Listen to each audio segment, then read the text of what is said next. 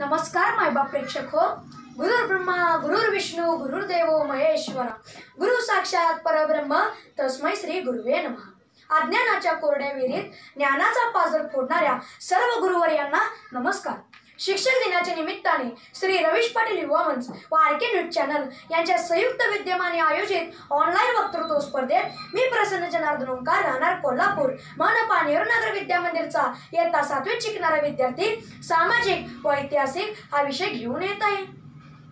विद्येविना मती गेली, मती विना नीती गेली, नीती विना गती गेली, गती विना वित्त गेले, वित्ताविना क्षुद्र खचले, इतके सारे अनर्थ एका अविद्येने केले. हे विचार आहेत क्रांतीज्योती महात्मा ज्योतिबा फुलेंचे.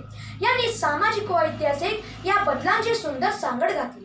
कोणताही समाज जर सुसंस्कृत करायचा असेल तर सामाजिक बदलांचे वारे आणावे लागते. प्रसंगी समाजाच्या रोषास सामोरे जावे लागते. प्रसंगी स्वतःच्या प्राणांचे सुद्धा बलिदान द्यावे लागते. प्रवाहाच्या विरोधात जाऊन ज्या महापुरुषांनी, रणरागिणींनी, क्रांतिकारकांनी, समाज सुधारकांनी हे व्रत स्वीकारले ते स्वतः ज्योतीप्रमाणे जळत राहिले पण इतरांना ज्ञानाचा प्रकाश देत राहिले. अशा व्यक्ती त्यांच्या कर्तृत्व आणि इतिहासात अजरामर आहेत आणि जनमानसांच्या सर्वोच्च स्थानी विराजमान झालेले आहेत. जे न देखे रवी ते देखे कवी या कवनानुसार सामाजिक व ऐतिहासिक या दोन्हीची सांगड घालताना कोणती एक व्यक्ती डोळ्यांसमोर न येता अशा बऱ्याच ऐतिहासिक व्यक्तींचे चित्र डोळ्यांसमोर उभे राहते. 16व्या शतकात अखंड महाराष्ट्रात सुलतानशाहींनी धुमाकूळ घातला असताना राजमाता जिजाऊंनी शिवरायांच्या हृदयात स्वराज्याची ज्योत तेवत ठेवण्याचे धाडस केले होते. स्वतःच्या बळावर, शौर्यावर, मावळ्यांच्या बलिदानावर, पराक्रमावर छत्रपती शिवाजी महाराजांनी स्वराज्याचे सुराज्य केले. मरावे परी कीर्ती रूपी उरावे हा सामाजिक संदेश देणाऱ्या छत्रपती संभाजी महाराजांची डरकाळी आजही सह्याद्रीच्या दऱ्याखोऱ्यात, कानाकोपऱ्यात, कडेकपारीत, डोंगर रांगात कानावर पडत आहे. जर सामाजिक व ऐतिहासिक बदल घडवायचा असेल तर स्वतः निर्भयी, कणखर, शूर, धाडसी, स्वाभिमानी असावे लागते. प्रसंगी मृत्यूही ओशाळला पाहिजे आणि साक्षात यमराजही धूम टोकून पळाला पाहिजे. पुरुषांनी हातात तलवार घेऊन लढावे आणि स्त्रियांनी फक्त चूलमूल सांभाळावी.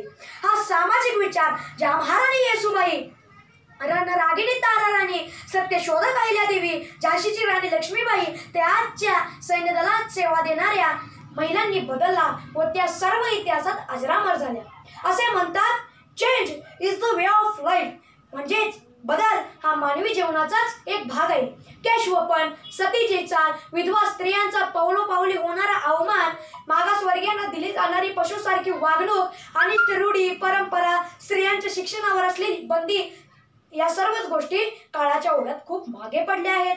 स्वतःच्या घरावर तुळशीपत्र ठेवून समाजाशी बंड करण्याचे धाडस काही मुठभर लोकांनी दाखवले आणि क्रांतीतून उत्क्रांतीकडे वाटचाल केली. समाजसेवा हीच ईश्वर सेवा असे मानणाऱ्या थोर समाज सुधारकांनी समाजात अग्रेसर बदल केले.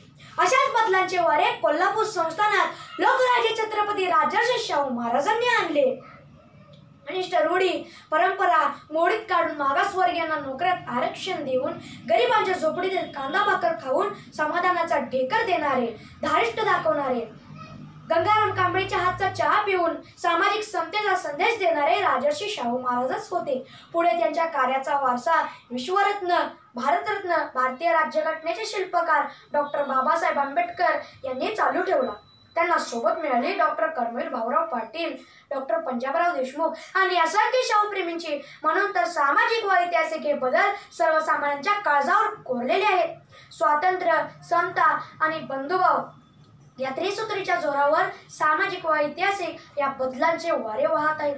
सध्या देशभरात असलेल्या कोविड-19 म्हणजेच कोरोना व्हायरस या आजाराने माणसाला काही बदल करण्यास प्रेरित केले.